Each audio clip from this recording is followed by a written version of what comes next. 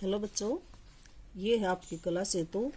इसका भाग नंबर 2 रेखागणित। आज हम करेंगे रेखागणित का दूसरा सवाल। दूसरे सवाल में थोड़ा सा परिवर्तन आया है, लेकिन कुछ काम आपने छठी में भी कर रखा है। आपके लिए मुश्किल तो नहीं होना चाहिए। कोशिश करूंगी मैं इसको आसान करके बताऊं। प्रश्न नंबर 2। प्रश्न नंबर 2 में है एक वर्ग बनाए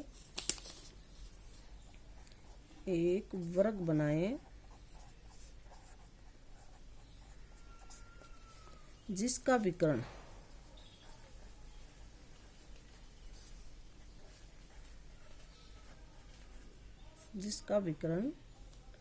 रेखाखंड। विकर्ण रेखाखंड, ये एक ही रेखा का नाम है। विकर्ण रेखाखंड MN के समान हो।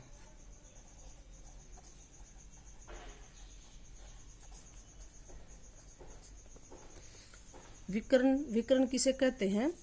ये देखो, किसी भी आकृति के आमने सामने के कोणों को मिलाने वाला रेखाखंड विकर्ण कहलाता है। मान लो ये होगी चतुर्भुज, ये कोण हो गए ना आमने सामने, इसके सामने वाला ये हो गया। ये इन कोणों को मिलाने वाला रेखाखंड, ये इसको मिला दिया, इनको कहेंगे हम विकर्ण। ये है विकर्ण। अच्छा, आगे दिया इन्होंने कि विकर्ण रेखाखंड MN के समान हो। अपनी मर्जी से बोल दिया इन्होंने कि MN रेखाखंड लेना हमने, उस MN के समान। वही माप के तरह ले लो, मुश्किल नहीं होगा सवाल आपके लिए। फिर ले लो, इसमें भी 6 सेंटीमीटर। ये इसको है ना थोड़ा हल्का दिखाना है। दिया हुआ रेखाखंड हो गया ना। ये एक तो ये कह दें कि विकर्ण रेखाखंड MN दिया हुआ हो, पर इन्होंने थोड़ा है ना अपनी लैंग्वेज बदल दी। विकर्ण रेखाखंड MN के समान हो, तो ये दिया हुआ माइक बिल्कुल हल्की सी रेखा दिखानी है। 6 सेंटीमीटर ले लो, 6 ले लो, 5 ले लो, 7 ले लो, आपकी मर्जी। ये हो गया हमारा M और N रेखाखंड, जिसका रकम में जिक्र किया हुआ है। एक जरूरी बात बतानी चाहूंगी कि विकर्ण जहां दिया गया है, किसी भी चतुर्भुज में विकर्ण का जिक्र आ जाए तो विकर्ण के आधार पर पूरी आकृति बनेगी। हम विकर्ण को आधार मानेंगे। एक रेखाखंड को AB को आधार मान रहे थे, यहाँ विकर्ण को आधार मान के हम वर्ग बनाएंगे। और विकर्ण भुजाओं से बड़ा होता है। किसी भी आकृति का विकर्ण भुजाओं से लंबा या बड़ा होता है।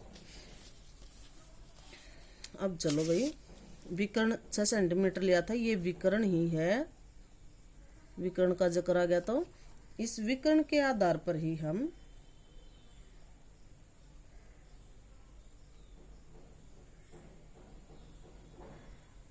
बनाएंगे।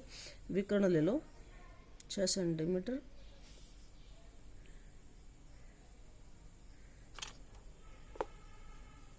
चलो, विकर्ण लंबा तो भुजा लेंगे, विकर्ण ही लेते हैं। पहले 6 सेंटीमीटर ले लो। ये विकर्ण हल्का लेना, गाढ़ा नहीं लेना।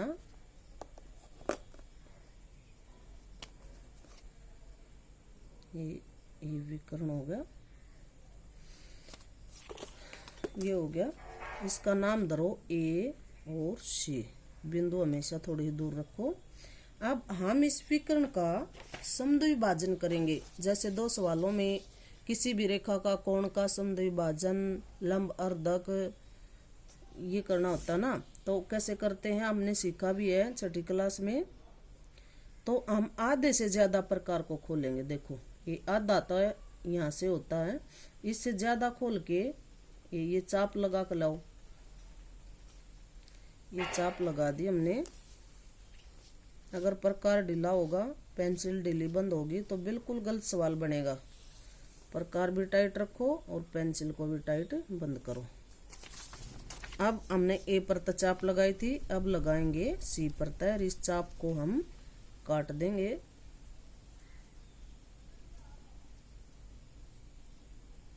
ये काट दिया, इस चाप ने इस चाप को काट दिया।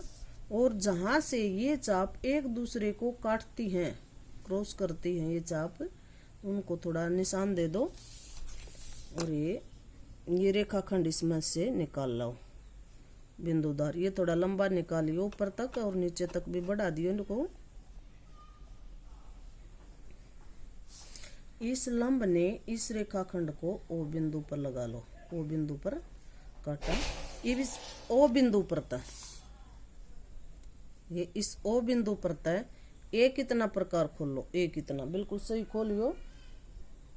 और ये लाइट लेना है, गाढ़ा नहीं लेना, लेनी बिंदुदार भी नहीं लेना, जो दी हुई रेखाएं होती ना हल्के हाथ से वैसे खींचना इसको।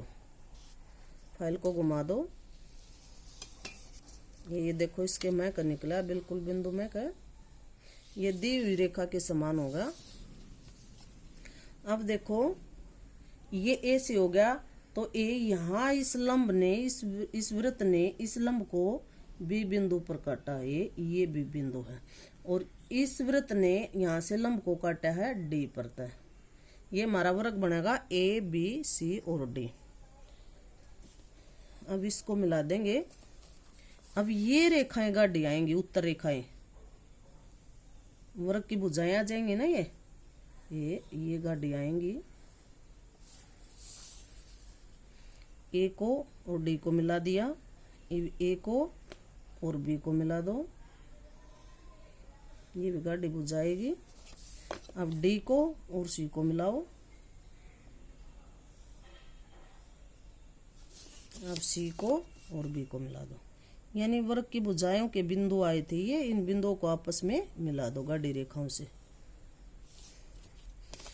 ए बी सी डी ये आपका क्या है, वर्ग। विकर्ण के आधार पर, ये तो एक सिंपल वर्ग बना था आपने पहले वाला, ये पहले क्वेश्चन में बिल्कुल साधारण सा वर्ग बना था, जो हम चौथी पांचवी में भी बना लेते हैं, छठी में बनाते हैं। और ये सातवीं में थोड़ा परिवर्तन करके वर्ग बनवागा है, एक दूसरे तरीके से विकर्ण के आधार पर वर्ग बनवागा है। तो ये था आपका प्रश्न नंबर 2।